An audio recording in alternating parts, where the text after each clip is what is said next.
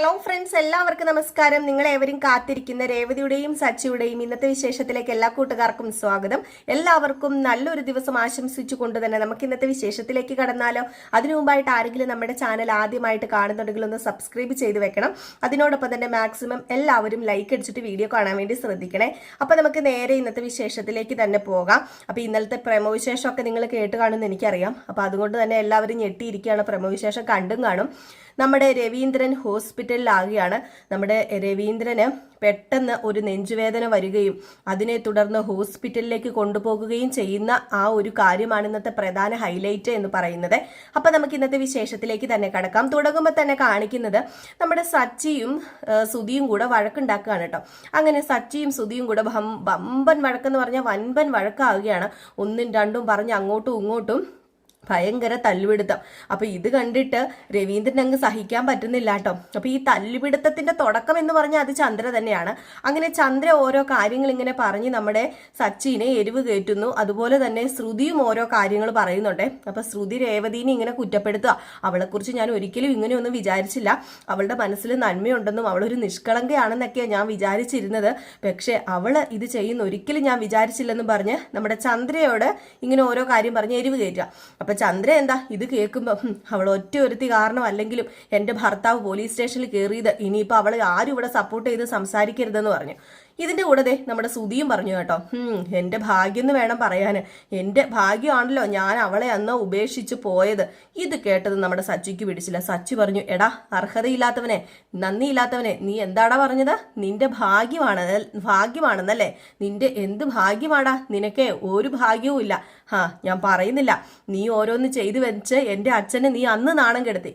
ഇപ്പം ശ്രീകാന്ത് ഓരോന്ന് ചെയ്തു വെച്ച് എൻ്റെ അച്ഛനെ നാണം കെടുത്തി. എല്ലാവരും കൂടെ ചേർന്ന് എൻ്റെ അച്ഛനെ നാണം കെടുത്തിക്കൊണ്ടിരിക്കുക. അത് കണ്ടോണ്ട് ഒരിക്കലും ഈ സച്ചി നിൽക്കില്ല. ഈ സച്ചിക്ക് അങ്ങനെ അച്ഛനെ നാണം കെടുത്താൻ പറ്റില്ല. അതുകൊണ്ട് തന്നെയാടാ സച്ചി അന്ന് രേവതിയുടെ കഴുത്തിൽ താലി കെട്ടിയത്. അതെന്തിനാണെന്ന് നിനക്കറിയാലോ. നീ കൂടുതൽ നന്മമരം ചമയൊന്നും വേണ്ട. നീയും അതിനൊരു പ്രധാന കാരണം തന്നെയാ. ഇപ്പൊ രേവതി ഇവിടെ കയറി വരുന്നത് നീ കുറ്റപ്പെടുത്തുന്നുണ്ടല്ലോ. നീ രക്ഷപ്പെട്ടു എന്നൊക്കെ പറയുന്നുണ്ടല്ലോ. നീ രക്ഷപ്പെട്ടത് എങ്ങനെയാടാ? എടാ പൈസാക്കുതിയാ. നീ 50 ലക്ഷം രൂപ തരാന്ന് അച്ഛൻ പറഞ്ഞു കഴിഞ്ഞപ്പോഴത്തേക്കും ആ 50 ലക്ഷം കണ്ടു കൊതിച്ചിട്ടല്ലേടാ രേവതിനെ വിവാഹം കഴിക്കാന്ന് നീ സമ്മതിച്ചത്. അതുകൊണ്ടല്ലേടാ ഇപ്പൊ ഈ ഊരാക്കുടുക്കൊക്കെ എന്റെ തലയിൽ വന്ന് കയറിയത് എന്ന് പറഞ്ഞ് നമ്മുടെ ശ്രുതിയെ അങ്ങോട്ട് അടിക്കാൻ തുടങ്ങി കേട്ടോ. ശ്രുതിയെ അടിക്കാൻ ചെന്നു. ഇടയ്ക്ക് കയറി നമ്മുടെ ശ്രുതിയിൽ നിന്നു. ശ്രുതിക്ക് ഒരെണ്ണം കിട്ടി. ഏതായാലും രണ്ടുപേരും കൂടെ നിലത്ത് കിടന്ന് അങ്ങോട്ട് അടിയായി കേട്ടോ. ലാസ്റ്റ് ആരൊക്കെ? നമ്മുടെ ചന്ദ്രയല്ല കേട്ടോ, സച്ചിയും അതുപോലെ സുധിയും കൂടെ രണ്ടുപേരും അങ്ങോട്ടും ഇങ്ങോട്ടും തമ്മി തല്ലി. ഇത് കണ്ടിട്ട് രവീന്ദ്രൻ, എടാ നിർത്തടാ, അടി ഉണ്ടാക്കാതെടാ, എന്ന് നിർത്തടാ. ഇത് എന്താടാ സഹോദരങ്ങൾ തമ്മിൽ തമ്മി ചാകുന്നത് കാണാനാണല്ലോ എൻ്റെ ഈശ്വരാ, എൻ്റെ വിധി എന്നൊക്കെ പറഞ്ഞുകൊണ്ട് നമ്മുടെ രവീന്ദ്രൻ അങ്ങ് അവിടെ ഇരുന്ന് കേട്ടോ. ഇരുന്ന് നെഞ്ചത്തിങ്ങനെ കൈയും പിടിക്കുന്നത് കണ്ടു. ചന്ദ്രയുടെ ഒരു കാർച്ചയും കേട്ടു. രവിയേട്ടാന്നും പറഞ്ഞ് ഓടി അങ്ങ് ചെന്നു. അതിനു മുമ്പായിട്ട് തന്നെ നമ്മുടെ രവീന്ദ്രൻ അങ്ങ് വീണങ്ങ് കിടന്നു. അപ്പോഴത്തേക്കും പെട്ടെന്ന് സച്ചിയും സുധിയും കൂടെ എണീറ്റു. അടി പിടിച്ച നിലത്ത് കിടക്കുകയായിരുന്നേ രണ്ടെണ്ണം കൂടെ. അങ്ങനെ പെട്ടെന്ന് എണീറ്റിട്ട് സച്ചി വന്നിട്ട് സച്ചിയുടെ ആ ഒരു കെട്ടൊക്കെ വിട്ടു കേട്ടോ. ആ ഒരു അടിയോട് കൂടി തന്നെ വിട്ടു. സച്ചി വന്നിട്ട് അച്ഛ എന്താ അച്ഛാ പറ്റിയത്? അച്ഛൻ എന്താ പറ്റിയത്? അച്ഛ എണീക്കച്ച, അച്ഛ സംസാരിക്കച്ചാന്നും പറഞ്ഞ് ഇങ്ങനെ കുലുക്കി വിളിക്കുക. അപ്പോഴത്തേക്കാണെങ്കിൽ ചന്ദ്രൻ നെഞ്ചത്തടിച്ച് കയറി, എൻ്റെ ദൈവമേ, എൻ്റെ ഭർത്താവിന് എന്താ പറ്റിയത്? ഇവൻ ഒറ്റ ഒരുത്തൻ കാരണം. എടാ നീ എന്തിനാടാ കുടിച്ചിട്ട് വന്ന് ഓരോ പ്രശ്നം ഉണ്ടാക്കിയത്? ഒന്നാമത് ആ മനുഷ്യന്റെ മനസ്സിന് താങ്ങാൻ പറ്റുന്നതിനപ്പുറം ഇപ്പം താങ്ങിക്കൊണ്ട് ആ മനുഷ്യൻ നടക്കുന്നത്. ശ്രുതി മോളെ പോയി കുറച്ച് വെള്ളം എടുത്തോണ്ട് വാടിയെന്ന് പറഞ്ഞു. ശ്രുതി ഓടിപ്പോയി വെള്ളം എടുത്തോണ്ട് വന്നു. മുഖത്തൊക്കെ ഇങ്ങനെ തളിച്ചെങ്കിലും നമ്മുടെ രവീന്ദ്രന് ആ ഒരു എന്താ പറയാ ബോധം കെട്ട് കിടക്കുന്ന ഇതിൽ നിന്നും ഒരിക്കലും ആ ഒരു ബോധം വരുന്നൊരവസ്ഥയിലേക്ക് എത്തുന്നില്ല. കുറെ പ്രാവശ്യം തട്ടി വിളിക്കുന്നു, ഇവിടെ തട്ടുന്നു അവിടെ തട്ടുന്നു, ഒന്നും ആ ഒരു അബോധാവസ്ഥയിൽ തന്നെ കിടക്കുകയാണ്. പിന്നെ പെട്ടെന്ന് നമ്മുടെ ശ്രുതി പറഞ്ഞു, നോക്കിക്കൊണ്ട് നിൽക്കാതെ പെട്ടെന്നൊരു വണ്ടി എടുക്ക്, നമുക്ക് പോകാമെന്ന് പറഞ്ഞു. അങ്ങനെ നേരെ ഹോസ്പിറ്റലിലേക്ക് ആ സമയത്ത് വിട്ടു. ഈ സമയത്ത് രേവതി നല്ല ഉറക്കമാണ് കേട്ടോ. ഉറക്കത്തിൽ നമ്മുടെ രേവതി പെട്ടെന്ന് ചാടി എണീക്കുകയാണ്. എന്തോ സ്വപ്നം കണ്ടിട്ട് പരവശപ്പെട്ടിങ്ങനെ ചാടി എണീക്കുക. വല്ലാത്തൊരു പരിഭ്രാന്തി നമ്മുടെ രേവതിക്ക്. അങ്ങനെ വേർത്ത് കുളിച്ചു വിട്ടോ രേവതി. അപ്പം പെട്ടെന്ന് ലക്ഷ്മിയും ദേവും എണീറ്റു. ലക്ഷ്മി ചോദിച്ചു, എന്താ മോളെ? അത് പിന്നെ അമ്മ ഞാൻ എന്തോ ഒരു ദുസ്വപ്നം കണ്ടു. എന്താ സ്വപ്നം എന്നൊന്നും ഞാൻ കണ്ടില്ല. എന്തോ ആർക്കോ എന്തോ സംഭവിക്കാൻ പോകുക എന്നൊരു തോന്നല്, വല്ലാത്തൊരു പരവേശവും. അതെ ദേവു, നീ വെള്ളം എടുത്ത് കൊടുത്തേ കുറച്ച് രേവതിക്കെന്ന് പറഞ്ഞു. അങ്ങനെ രേവതിക്ക് ദേവു കുറച്ച് വെള്ളമൊക്കെ എടുത്തു കൊടുത്തിട്ട്, ചേച്ചി വേണ്ടാത്ത കാര്യങ്ങളൊക്കെ ഇങ്ങനെ ആലോചിച്ച് കിടന്നിട്ട് ആ സ്വപ്നമൊക്കെ കാണുന്നതെന്ന് പറഞ്ഞു. അപ്പം ലക്ഷ്മിയും പറഞ്ഞു, അല്ലെങ്കിൽ നീ എന്തിനാ സച്ചിനെ തിരിച്ചു വിട്ടത്? സച്ചി നിന്നെ കാണാൻ വേണ്ടി വന്നതല്ലായിരുന്നോ? അപ്പം നീ ഓരോ കാര്യങ്ങളൊക്കെ പറഞ്ഞ് അവനെ തിരിച്ചു വിട്ടില്ലേ? നീ കൂട്ടുകാരൻ്റെ കൂടെ അവനെ കാണാൻ വേണ്ടി ചെല്ലുമായിരുന്നെങ്കിൽ നീ ഇപ്പം അവിടെ ഇരുന്നേനെ, വീട്ടിലിരുന്നേനെ. അത് നീ തന്നെ ഓരോന്ന് വലിച്ചു വെക്കുന്നത്. ഏതായാലും നീ ഇപ്പം കിടന്നുറങ്ങ്. നാളെ രാവിലെ നേരം വിളിക്കുമ്പോൾ നമുക്ക് എന്തെങ്കിലും തീരുമാനിക്കാമെന്നും പറഞ്ഞ് നേരെ കിടന്ന് ഉറങ്ങുകയാണ് കേട്ടോ നമ്മുടെ രേവതി. അതേപടി അങ്ങ് കിടന്നുറങ്ങി. എന്നാലും രേവതിക്ക് വല്ലാത്തൊരു അസ്വസ്ഥത, എന്തോ സംഭവിക്കാൻ പോകുന്നു എന്ന് മനസ്സിലൊരു വല്ലാത്തൊരു ആദി. അതായത് ചിലവർ ഇങ്ങനെ മുൻകൂട്ടി കാണുക, സ്വപ്നത്തിലൂടെ ചില കാര്യങ്ങളൊക്കെ നമ്മളെ മുൻകൂട്ടി അറിയിക്കുക എന്നൊക്കെ പറയൂല്ലോ. അപ്പോൾ ആ ഒരു ചെറിയൊരു ആദിയാണ് നമ്മുടെ രേവതിക്ക് ഉള്ളത്.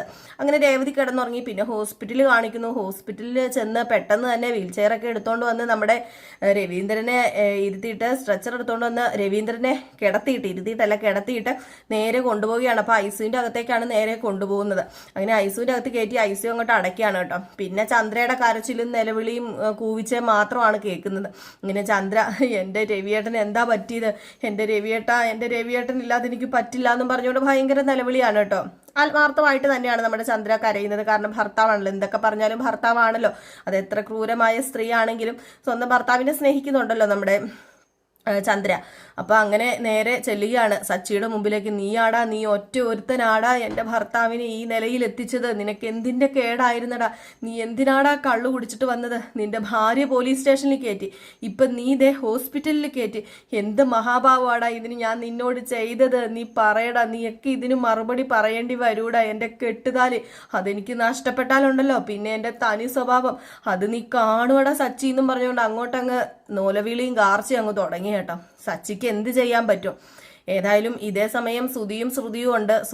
ശ്രുതിക്കും വേറൊന്നും ചെയ്യാനും പറ്റത്തില്ലാത്തൊരവസ്ഥ. ഇവരെ എല്ലാവരും ആശുപത്രിയിൽ തന്നെയാണുള്ളത്. പെട്ടെന്ന് സച്ചു പറഞ്ഞു, ഇല്ലമ്മേ, എൻ്റെ അച്ഛൻ ഒന്നും സംഭവിക്കില്ല. അങ്ങനെ എൻ്റെ അച്ഛനെ ഒന്നും സംഭവിക്കാൻ ഞാൻ വിടില്ല. ഒരിക്കലും എൻ്റെ അച്ഛൻ ഒന്നും സംഭവിക്കില്ല എന്നൊക്കെ പറഞ്ഞ് നമ്മുടെ സച്ചി നിൽക്കുന്നു. അതിനിടയിൽ സച്ചി അങ്ങോട്ടും ഇങ്ങോട്ടും ഒക്കെ നടക്കുന്നു. ഡോക്ടേഴ്സ് ഒന്നും ഇറങ്ങി വരുന്നുമില്ല. ഐസിയുവിനകത്താണ് എല്ലാവരും ഉള്ളത്. അപ്പം വിവരം അറിയണമല്ലോ. പെട്ടെന്ന് നമ്മുടെ സച്ചിക്ക് ദേഷ്യം വരുക. സച്ചിക്ക് അങ്ങനെയാണല്ലോ, ചെറിയ കലിപ്പൻ സ്വഭാവമാണല്ലോ.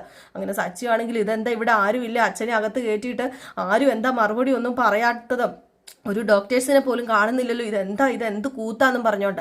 അപ്പോഴത്തേക്ക് ശ്രുതി പറഞ്ഞു, സച്ചി സമാധാനമായിട്ടിരിക്കും സച്ചി, ഇത് ഹോസ്പിറ്റലാ, ഇവർക്ക് ഇവരുടേതായ കുറച്ച് നിയമങ്ങളും ഇതൊക്കെ ഉണ്ട്. അച്ഛനെ അകത്തേക്ക് കയറ്റിയതല്ലേ ഉള്ളൂ, അവർ ചെക്കപ്പ് ചെയ്തുകൊണ്ടൊക്കെ ഇരിക്കുകയായിരിക്കും, അതുകൊണ്ടായിരിക്കും. അതെല്ലാം കഴിയുമ്പോൾ അവരിങ്ങോട്ട് വന്ന് എല്ലാം പറഞ്ഞു തരും എന്ന് പറയുമ്പോൾ കോപ്പ് എന്നാ പറഞ്ഞു തരും, ഇവിടെ ടെൻഷൻ അടിച്ചുകൊണ്ടിരിക്കുക, എൻ്റെ അച്ഛൻ എനിക്ക് കണ്ടേ പറ്റൂ എന്ന് പറഞ്ഞുകൊണ്ട് സച്ചി.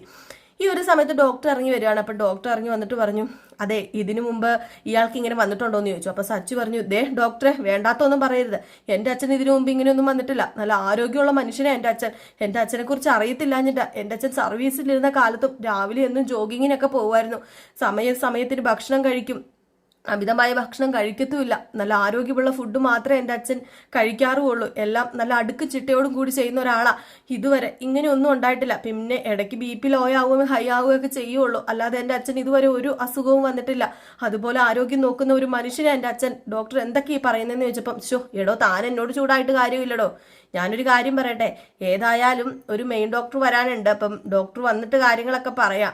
ഇപ്പം ഏതായാലും ചെറിയ തോതിൽ റിക്കവർ ആയിട്ട് വന്നു എന്ന് പറയാനും ഞങ്ങൾക്ക് പറ്റത്തില്ലാത്തൊരവസ്ഥയാണുള്ളത്, വന്ന ആ ഒരു നിലയിൽ തന്നെയാണുള്ളത്. പിന്നെ നമുക്ക് നോക്കാം, ഡോക്ടേഴ്സിന് ഞാൻ വിളിച്ചിട്ടുണ്ട്, ഇപ്പം തന്നെ വരും അവർ, വന്നിട്ട് ബാക്കി കാര്യങ്ങളൊക്കെ എന്താണെന്ന് വെച്ചാൽ പറഞ്ഞോളും. ഇത് വേറെ ഒന്നുമല്ല, ചെറിയൊരു ബ്ലോക്ക് പോലെയാണ് എന്നാണ് ഇങ്ങനെ പറയുന്നത് കേട്ടോ. അപ്പം ഇത് കേട്ടപ്പോഴത്തേക്കും പെട്ടെന്ന് സച്ചി ഞെട്ടിപ്പോവോ, ബ്ലോക്കോ എന്ന് ചോദിക്കും. അപ്പം ചന്ദ്രയും ചോദിക്കുമോ, ബ്ലോക്കോ, ഇതെന്താ സാറേ ബ്ലോക്ക്, ഇതെങ്ങനെ സംഭവിച്ചു എന്ന് ചോദിച്ചിട്ടുണ്ടെങ്കിൽ ഒരു ബ്ലോക്ക് മാത്രമല്ല, ഇപ്പം വന്നിരിക്കുന്നത് 3 ബ്ലോക്ക് അങ്ങാണ്ടുണ്ടെന്ന് പറഞ്ഞു. ഏതായാലും വിശദമായിട്ട് ഡോക്ടർ വരുമ്പോൾ, സാറ് വരുമ്പോൾ നിങ്ങളോട് സംസാരിക്കും എന്നിങ്ങനെ പറഞ്ഞിട്ട് അകത്ത് കയറി പോയിട്ടോ. പിന്നെ തുടങ്ങിയില്ലേ നമ്മുടെ ചന്ദ്ര ചങ്കത്തിട്ട് അടിക്കാൻ. അയ്യോ എൻ്റെ ഭർത്താവിന് ഈ ഗതി വന്നല്ലോ, ഒരു മഹാഭാവം ചെയ്യാത്ത ആ മനുഷ്യന് ഈ അവസ്ഥ വന്നല്ലോ, എടാ നീ കാരണമാടാ സച്ചി എന്ന് പറഞ്ഞുകൊണ്ട് വീണ്ടും സച്ചിയുടെ തലയിൽ കയറാൻ തുടങ്ങി.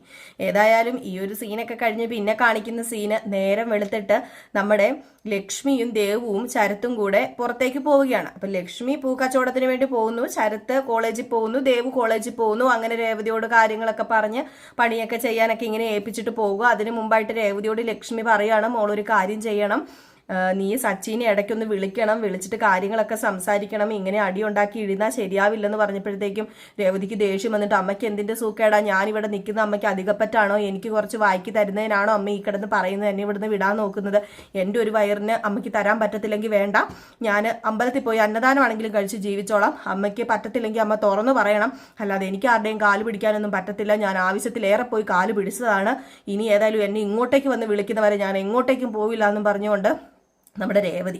ഏതായാലും രേവതി ഇതൊക്കെ പറഞ്ഞപ്പോഴത്തേക്ക് ലക്ഷ്മി പറഞ്ഞു, മോളെ നിന്നെ ഇവിടെ നിർത്താൻ അമ്മയ്ക്ക് ഇഷ്ടമില്ലാഞ്ഞിട്ടല്ല, അത് ഒരു പെണ്ണിന് എപ്പോഴും ഒരു തുണ വേണം, ഒരു ആൺതുണ വേണം, ഇല്ലെങ്കിലുണ്ടല്ലോ അത് ശരിയാവില്ല, എപ്പോഴും ഭർത്താവിൻ്റെ കൂടെ പെണ്ണ് ജീവിക്കുന്ന അത്രയും ആ ഒരു ബലം എന്ന് പറയുന്നത് തന്നെ ജീവിക്കുമ്പോൾ കിട്ടാൻ പോകുന്നില്ല. എന്തൊക്കെ പറഞ്ഞാലും അത് അങ്ങനെയൊക്കെ തന്നെയാ. അത് ഇതുവരെ അതിനൊരു മാറ്റമൊന്നും വന്നിട്ടൊന്നുമില്ല, പ്രത്യേകിച്ച് നമ്മുടെ സമൂഹത്തിൽ അങ്ങനെ ഒരു മാറ്റം ഇതുവരെ ഉണ്ടായിട്ടില്ല. അതുകൊണ്ടാണ് മോളെ ഞാൻ പറയുന്നത്, ഭർത്താവിന്റെ വില എന്തെന്ന് അത് നിനക്ക് തന്നെ മനസ്സിലാകുന്ന ഒരു ദിവസം വരുമെന്നൊക്കെ പറഞ്ഞു. ഏതായാലും അമ്മ പോകാൻ നോക്ക് എന്ന് പറഞ്ഞിട്ട് രേവതി പറഞ്ഞു വിടുകയാണ് കേട്ടോ ലക്ഷ്മീനെ. അപ്പൊ ഇതിനിടയിൽ ലക്ഷ്മി ചോദിക്കുന്നുണ്ട് ശരത്തിനോട്, ശരത്തെ നിനക്ക് ചെലവിന് പൈസ വേണ്ടേന്ന്. അപ്പൊ ശരത്ത് പറഞ്ഞു, അത് പിന്നെ വേണ്ടമ്മേന്ന് പറഞ്ഞു. പൈസ വേണ്ടെന്ന്, അപ്പൊ നിനക്ക് എവിടുന്ന പൈസ എന്ന് ചോദിച്ചു. നമ്മുടെ ശരത്തിന്റെ സ്വഭാവം കുറച്ചൊക്കെ അറിയാലോ, കുറച്ച് അങ്ങോട്ടും ഇങ്ങോട്ടും ഗുണ്ടായുസത്തിന് കൂടുകയും അവിടുന്ന് ഇവിടുന്ന് മേടിച്ച് അത് പലിശയ്ക്ക് കൊടുക്കുകയും ചെയ്യുന്നൊരു ഏർപ്പാടുണ്ട്. ചന്ദ്രയുടെ കയ്യിൽ നിന്ന് 1 ലക്ഷം രൂപ തട്ടിപ്പറിച്ചുകൊണ്ടൊക്കെ പോയല്ലോ, അപ്പൊ അതൊക്കെ കിട്ടുന്നത് കൊണ്ടാണ് അത്യാവശ്യം ടിപ്സിനുള്ളത് കയ്യിൽ ഇരിപ്പുണ്ട്. അപ്പൊ പെട്ടെന്ന് നമ്മുടെ രേവതിയും ചോദിച്ചു, എടാ നിനക്ക് എവിടെ നടാ പൈസ, നീ എന്താ വീണ്ടും തുടങ്ങിയോ നിന്റെ മറ്റേ കൂട്ടുകാരന്റെ കൂടെ എന്ന് ചോദിച്ചപ്പോൾ, അയ്യോ ഇല്ല ചേച്ചി, വേറൊന്നുമല്ല, അമ്മ നേരത്തെ തന്ന ചെലവിന് തന്ന പൈസയൊക്കെ എൻ്റെ കയ്യിൽ ഇരിപ്പുണ്ട്, അതൊക്കെ ഇരിപ്പുണ്ടല്ലോ, അപ്പൊ അതുകൊണ്ട് എനിക്കിനി പൈസ വേണ്ട, വെറുതെ എന്തിനാ ഞാൻ പൈസ മേടിച്ചുകൊണ്ട് പോയി കളയുന്നത്, അങ്ങനെ ഒരു ചിന്ത ഉണ്ടെങ്കിൽ നിനക്ക് കൊള്ളാം, തരുന്നതൊക്കെ സൂക്ഷിച്ച് വെക്ക്, അങ്ങനെയാ വേണ്ടത് എന്നൊക്കെ പറഞ്ഞു. ഏതായാലും ഈ സമയം അങ്ങ് പോവാട്ടോ ഇവരങ്ങ് പോയി കഴിഞ്ഞപ്പോഴത്തേക്കും കുറച്ച് കഴിഞ്ഞപ്പോഴാണ് നമ്മുടെ രേവതിയുടെ അടുത്തേക്ക് വേറൊരു കൂട്ടുകാരി എന്ന് പറഞ്ഞാൽ ഇവരുടെ പൂ കെട്ടുന്ന കൂട്ടത്തിൽ തന്നുള്ള ഒരു ചേച്ചി വരുന്നത്. അപ്പൊ ആ ചേച്ചി വന്നിട്ട്, രേവതി നീ എന്താ ഹോസ്പിറ്റലിൽ പോകാത്തത്, നീ എന്താ ഇവിടെ നിൽക്കണത് എന്നിങ്ങനെ ചോദിച്ചപ്പോൾ, ഹോസ്പിറ്റലിൽ പോകാനോ, അതിന് എനിക്കൊരു കുഴപ്പമില്ല ചേച്ചി, ഞാൻ പിന്നെ എന്തിനാ ഹോസ്പിറ്റലിൽ പോകുന്നത്, അപ്പൊ നീ അറിഞ്ഞില്ലേ, ഞാൻ പൂ കൊടുക്കാൻ വേണ്ടി ഹോസ്പിറ്റലിൽ പോയിട്ടുണ്ടായിരുന്നു, അപ്പോഴാ നിന്റെ അമ്മായിയച്ഛനെ ഹോസ്പിറ്റലിലാന്നും പറഞ്ഞ് വിവരം അറിഞ്ഞത് ഞാൻ. ആര്, അച്ഛൻ ഹോസ്പിറ്റലിലോ? അതെ, നിന്റെ അമ്മായിയച്ഛൻ എന്തോ പറ്റി ഹോസ്പിറ്റലിലാണ്, അവിടെ നിന്റെ ഭർത്താവും നിന്റെ അമ്മായിയമ്മയും അതുപോലെ നിന്റെ ചേട്ടത്തിയും ചേട്ടനും ഒക്കെ ഉണ്ടെന്ന് പറഞ്ഞു. ഇത് കേട്ട പാതി കേൾക്കാത്ത പാതി നമ്മുടെ രേവതി ഓടിയിലേ ഇറങ്ങി. രേവതിക്ക് അങ്ങ് വല്ലാണ്ടായി പോയിട്ടോ. രേവതിക്ക് ഒട്ടും ഉൾക്കൊള്ളാൻ കഴിയില്ല, കാരണം അച്ഛന്റെ സ്ഥാനത്ത് കാണുന്നതാണല്ലോ നമ്മുടെ രവീന്ദ്രനെ എന്ന് പറഞ്ഞാല്. ഏതായാലും ഈ ഒരു സമയത്ത് വീണ്ടും ഹോസ്പിറ്റലിൽ കാണിക്കുകയാണ്. അങ്ങനെ ഹോസ്പിറ്റലിൽ കാണിക്കുന്നു, ഡോക്ടർ വരുന്നു, ഡോക്ടർ വന്ന് കാര്യങ്ങളൊക്കെ ഇങ്ങനെ അറിയിക്കുകയാണ് കേട്ടോ. വേറൊന്നുമല്ല, ഇച്ചിരി പ്രശ്നം രൂക്ഷം തന്നെയാണ്, അപ്പോൾ ഒരു ചെറിയൊരു സർജറി ഒക്കെ വേണ്ടി വരുന്നു പറയുന്നുണ്ട് ഡോക്ടർ വന്ന്. ഇത് കേട്ടിട്ട് ആകെപ്പാടെ പ്രശ്നത്തിന് നിൽക്കുന്നു. അതിൻ്റെ കൂടെ തന്നെ നമ്മുടെ ഡോക്ടറെ കുറച്ച് മെഡിസിനൊക്കെ എഴുതി കൊടുത്തിട്ട് സച്ചിയുടെ കൈ കൊടുക്കുക. അപ്പം സച്ചി മേടിക്കാൻ വേണ്ടി പോകുന്ന സമയത്താണ് രേവതി വരുന്നത്. അപ്പൊ രേവതി നേരെ ആദ്യം അമ്പലത്തിലാണ് പോകുന്നത്. അമ്പലത്തിൽ പോയി പ്രാർത്ഥിച്ചിട്ടൊക്കെ നേരെ വരികയാണ് കേട്ടോ. എങ്ങോട്ടേക്ക്? ഹോസ്പിറ്റലിലേക്ക്. അങ്ങനെ ഹോസ്പിറ്റലിലേക്ക് ഓടി എത്തുമ്പോഴേക്കും അവിടെ നമ്മുടെ ചന്ദ്രയും സുധിയും ശ്രുതിയും ആണ് ഉള്ളത്. രേവതിനെ കാണിക്കുവോ? സച്ചി ഉണ്ടെങ്കിൽ ചിലപ്പം എങ്ങനെയെങ്കിലും ഒക്കെ മനസ്സലിവ് തോന്നിയേനെ, കാരണം രേവതിയോടൊരു സ്നേഹമുണ്ട്. പക്ഷെ സച്ചി ആ സമയത്ത് അവിടെ ഇല്ല. സച്ചി മെഡിസിൻ മേടിക്കാൻ വേണ്ടി മാറിപ്പോവുകയും ചെയ്തു. രേവതി അവിടെ ചെല്ലുകയും ചെയ്തു. ഏതായാലും രേവതിനെ കണ്ടതും ചന്ദ്രയും ശ്രുതിയും സുധിയും എണീറ്റില്ലേ ഓടി വന്നിട്ട് അമ്മയെ അച്ഛൻ എന്താ പറ്റിയെന്ന് ചോദിച്ചപ്പോഴത്തേക്കും, നിന്നോട് ആരാടി ഇങ്ങോട്ടേക്ക് വരാൻ പറഞ്ഞത്? മര്യാദയ്ക്ക് ഇറങ്ങിക്കോണം. ആ മനുഷ്യനെ ഈ വിധത്തിലാക്കിയിട്ട് നീ കേറി വരുന്നോടി, നാറി ഇറങ്ങാനാ പറഞ്ഞത്. നീ കേറിയ അന്ന് മുതൽ എന്റെ വീട് നാറി, ഇപ്പം മൊത്തം നാറിയിരിക്കുക. അറിയാലോ, എന്റെ ഭർത്താവിനെ നീ പോലീസ് സ്റ്റേഷനിൽ കയറ്റി. ഇപ്പം എന്റെ രവിയേട്ടന്റെ ആശുപത്രിയിൽ അങ്ങോട്ടോ ഇങ്ങോട്ടോ ഇല്ലാന്ന് പറഞ്ഞ് ഇരിക്കുക. നീ എൻ്റെ കെട്ടുതാലി തിന്നാൻ വേണ്ടിയാണോടി ഇപ്പം ഇങ്ങോട്ടേക്ക് വന്നതെന്ന് ചോദിച്ചു. ഈ ചോദ്യത്തിന് നമ്മുടെ രേവതിക്ക് ഒന്നും പറയാൻ പറ്റത്തില്ലാത്തൊരവസ്ഥ. രേവതി എന്ത് പറയാനാണ്? രേവതി മിഴുങ്ങസ്യ എന്ന് പറഞ്ഞ് നിൽക്കാനുള്ളതല്ലാതെ അതിനിടയ്ക്ക് രേവതി ഞാൻ എന്ത് തെറ്റാമ്മേ ചെയ്ത്, ഞാൻ ഒരു തെറ്റും ചെയ്തിട്ടില്ലെന്ന് പറഞ്ഞപ്പോൾ നീ തെറ്റ് ചെയ്തതും ശരി ചെയ്തൊക്കെ മതിയായിടി. നീ എൻ്റെ കുടുംബത്തിൽ കയറി വന്നു. എന്നിട്ട് നീ എന്താ ചെയ്തത്? നീ എൻ്റെ കുടുംബം തന്നെ എഴുതി മേടിച്ച് ആ പ്രമാണം നീ കൈക്കലാക്കി. എന്നിട്ട് ലാസ്റ്റ് നീ എന്താ ചെയ്തത്? എൻ്റെ മോനെ, എൻ്റെ ഇളയ മകനെ നീ എന്നിൽ നിന്ന് തെറ്റിച്ചു വേറെ ഒരുത്തീനെ കൊണ്ട് വിവാഹം കഴിപ്പിച്ചു. ലാസ്റ്റ് നീ ഇപ്പം എൻ്റെ രവിയേട്ടനെ പോലീസ് സ്റ്റേഷനിൽ കയറ്റി. ഇപ്പൊ ഹോസ്പിറ്റലില്. നിന്നെ ഞാൻ പൂജിക്കാടി, നിന്നെ പൂവിട്ട് ഞാൻ പൂജിക്കാടി. എടി നീ ഒരു കാലത്തും കുണം പിടിക്കില്ലടി, നീ നിന്റെ കുടുംബവും മുട്ടിഞ്ഞു പോവുള്ളൂടി എന്ന് പറഞ്ഞ് അങ്ങ് പ്രാകാനും തുടങ്ങി. രേവതിക്ക് എന്തെങ്കിലും പറയാൻ പറ്റുമോ? അപ്പൊ രേവതിയോട് പറഞ്ഞു, നീ നോക്കിക്കോ, എൻ്റെ കെട്ടുതാലി നീ കാരണം എനിക്ക് നഷ്ടമായി കഴിഞ്ഞാൽ. അപ്പൊ രേവതിക്ക് വിഷമായിട്ടു. ഇത് കേട്ടപ്പോൾ രേവതി പറഞ്ഞു, അയ്യോ അമ്മേ, അങ്ങനെയൊന്നും പറയരുത് അമ്മേ, അച്ഛനൊന്നും സംഭവിക്കില്ല. ഞാൻ ദൈവത്തിനോട് പ്രാർത്ഥിക്കുന്നുണ്ട്. ഞാൻ ദൈവത്തിന്റെ സ്ഥാനത്താണ് ഞാനും എൻ്റെ വീട്ടുകാരും അദ്ദേഹത്തെ കാണുന്നത്. അറിയാലോ അമ്മയ്ക്ക്. നിങ്ങൾ ഇനി കൂടുതൽ ദൈവത്തിന്റെ സ്ഥാനത്ത് കാണണ്ട. ദൈവത്തിന്റെ സ്ഥാനത്ത് കണ്ട ഇപ്പൊ ദൈവത്തിന്റെ അടുത്തേക്ക് അയക്കാൻ വേണ്ടി നോക്കുന്നത് നീയൊക്കെ കൂടി ഇറങ്ങിപ്പോടിയെന്ന് പറഞ്ഞു. ഇതിൽ സച്ചി വരുന്ന ആ ഒരു സമയം കൊണ്ട് നമ്മുടെ രേവതിനെ അവിടെ നിന്ന് ഓടിച്ചു വിടുക. ഇവിടം വരെ എത്തുമോ ഇല്ലയോ എന്ന് ദൈവത്തിനറിയാം കേട്ടോ. ഏതായാലും നമുക്ക് കാത്തിരുന്ന് തന്നെ വൈകിട്ട് കാണാം ഇവിടം വരെ ആകുമോ അതോ ഇനിയിപ്പോൾ വലിച്ചു നീട്ടിക്കൊണ്ട് പോകുമോ, ഞാൻ എന്നും പറയുന്നത് പോലെ. ഏതായാലും കാത്തിരുന്ന് തന്നെ കാണാൻ ഞാൻ ഒത്തിരി നീട്ടി അങ്ങ് പറയുന്നില്ല. ബാക്കി നമുക്ക് ഇന്ന് വൈകിട്ട് കണ്ടിട്ട് വൈകിട്ടത്തെ പ്രമോവിശേഷത്തിൽ കേൾക്കാമേ. അപ്പോൾ എല്ലാവർക്കും വീണ്ടും നല്ലൊരു ദിവസം ആശംസിച്ചുകൊണ്ട് നിർത്തുകയാണ്. അടുത്തത് നമ്മുടെ നയനിയുടെയും ആദർശിൻ്റെയും ഇന്നത്തെ ഫുൾ വിശേഷമാണ്. അത് 7:30 നമ്മൾ അപ്ലോഡ് ചെയ്യും. അപ്പോൾ അതും മിസ് ചെയ്ത് കളയാതെ കാണാം. അപ്പോൾ എല്ലാവർക്കും നല്ലൊരു ദിവസം ആശംസിച്ചുകൊണ്ട് നിർത്തുന്നു. Tata, bye bye.